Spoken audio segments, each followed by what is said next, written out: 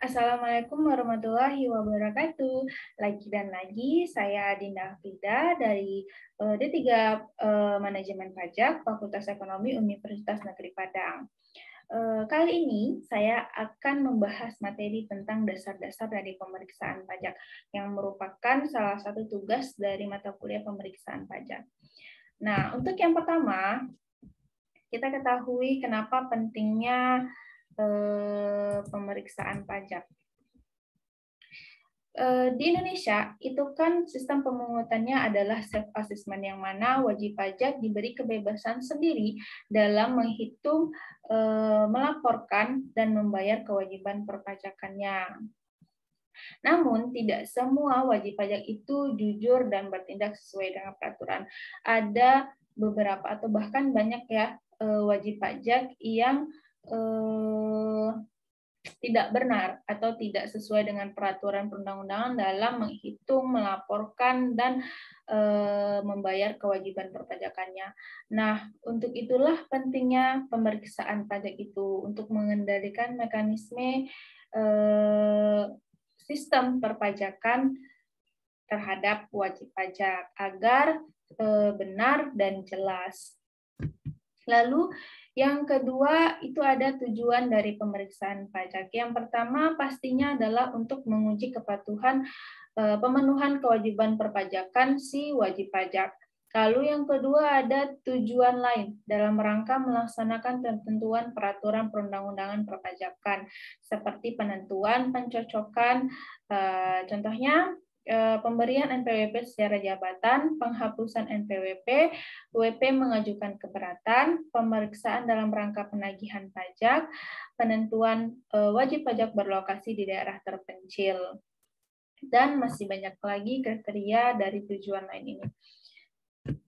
Lalu selanjutnya itu mengenai jenis pajak. Jenis pajak itu terbagi, jenis pemeriksaan pajak itu terbagi menjadi dua. Ada pemeriksaan kantor dan ada pemeriksaan lapangan, yang mana pemeriksaan kantor ini pasti dilakukan di kantor Direktorat Jenderal Pajak. Sedangkan untuk pemeriksaan lapangan ini jenis pemeriksaan yang dilakukan di mana WP berada, baik tempat kedudukannya ataupun tempat usahanya, pekerjaan bebasnya, atau tempat tinggal dari wajib pajak tersebut. Lalu selanjutnya mengenai kriteria dari pemeriksaan pajak. Ada 3 kriteria pemeriksaan pajak. Dalam ruang lingkup untuk menguji kepatuhan kewajiban perpajakannya, ada 2. Ada pemeriksaan yang harus dilakukan dan pemeriksaan yang dapat dilakukan. Yang mana pemeriksaan yang harus dilakukan itu apabila wajib pajak mengajukan permohonan pengembalian pajak menurut pasal 17B Undang-Undang KUP. Nah, sedangkan untuk pemeriksaan yang dapat dilakukan itu ada seperti SPT lebih bayar, termasuk yang telah diberikan pengembalian pendahuluan kelebihan pajak, atau tidak menyampaikan menyampaikan SPT lewat dari jangka waktu dalam surat teguran, atau surat pemberitahuan pajak itu rugi, atau adanya penggabungan, peleburan, pemekaran, likuiditas, pembubaran, atau akan meninggalkan Indonesia untuk selama-lamanya. Dan atau SPT memenuhi kriteria seleksi berdasarkan hasil analisis karena adanya indikasi kewajiban perpajakan yang tidak terpenuhi. Nah, itulah kriteria yang pemeriksaan itu dapat dilakukan. Lalu yang ketiga ada kriteria pemeriksaan untuk tujuan lain. Ada penentuan pencocokan pengumpulan materi berkaitan dengan tujuan pemeriksaan lain, seperti contoh yang sebelumnya. Lalu mengenai ruang lingkup dari pemeriksaan pajak. Ruang lingkup pemeriksaan pajak untuk menguji kepatuhan kewajiban perpajakannya ada jenis pajak. Ada 1, beberapa, atau seluruh jenis pajak. Masa atau tahun pajak, ada 1 atau beberapa masa pajak, bagian tahun pajak atau tahun pajak dalam tahun-tahun lalu maupun tahun berjalan. Lalu untuk pemeriksaan tujuan lain, ada penentuan, pencocokan, atau pengumpulan materi yang berkaitan dengan tujuan pemeriksaan. Selanjutnya, itu mengenai jangka waktu dari pemeriksaan pajak untuk menguji kepatuhan. Karena jenis pajak itu terbagi menjadi dua, tadi ada pemeriksaan lapangan dan pemeriksaan kantor. Nah, untuk pemeriksaan lapangan ini, jangka waktu pemeriksaan itu adalah 4 bulan sejak tanggal surat pemberitahuan pemeriksaan disampaikan. Namun, bisa diperpanjang 4 bulan dengan alasan tertentu, atau bahkan bisa diperpanjang 5 kali apabila adanya indikasi terjadinya transfer breaching atau transfer khusus lain atau merekayasa transaksi keuangan. Nah, untuk pemeriksaan kantornya, jangka waktu pemeriksaan itu adalah 3 bulan sejak tanggal wajib pajak dapat memenuhi surat panggilan. Nah, itu bisa diperpanjang lagi ke 3 bulan itu dengan alasan tertentu.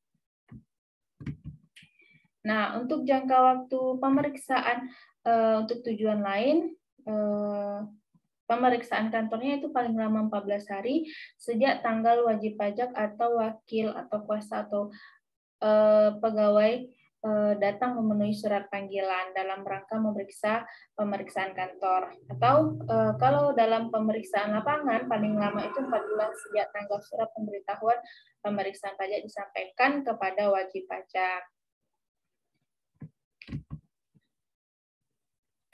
Nah, selanjutnya itu mengenai standar dari pemeriksaan pengujian kepatuhan.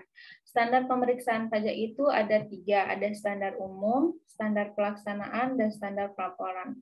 Mengenai standar umum, itu standar pemeriksaan itu telah mendapatkan pendidikan atau pelatihan teknis yang cukup, serta memiliki keterampilan sebagai pemeriksa pajak, jujur dan bersih dari tindakan-tindakan tercela, taat terhadap berbagai ketentuan peraturan perundang-undangan perpajakan, termasuk taat terhadap batas waktu yang telah ditetapkan.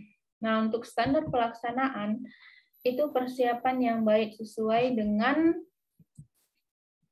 tujuan pemeriksaan. Lalu ada luas pemeriksaan ditentukan berdasarkan petunjuk yang diperoleh, dikembangkan melalui pencocokan data, pengamatan, permintaan keterangan, konfirmasi, teknik sampling, dan pengujian lainnya. Lalu ada temuan pemeriksaan harus dilaksanakan pada bukti kompeten yang cukup berdasarkan ketentuan perundang-undangan perpajakan.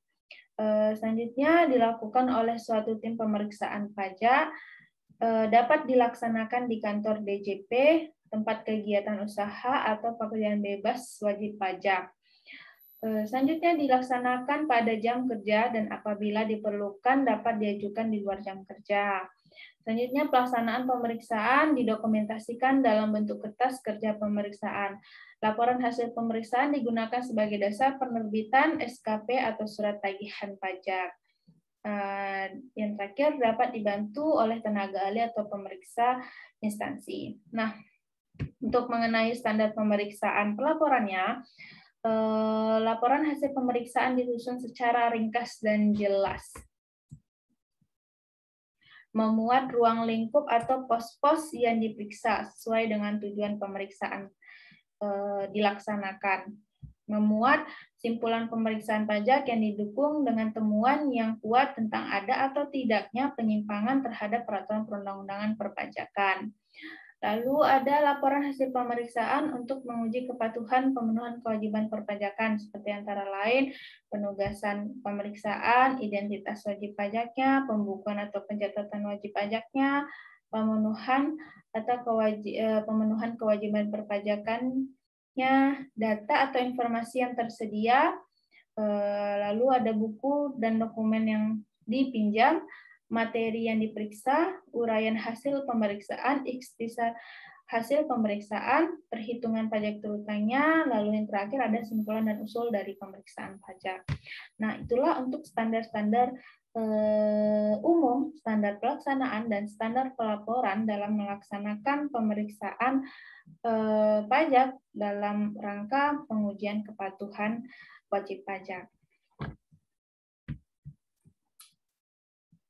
Baik, Untuk materi dasar-dasar pemeriksaan, hanya sekian yang dapat saya sampaikan. Semoga bisa bermanfaat. Wassalamualaikum warahmatullahi wabarakatuh.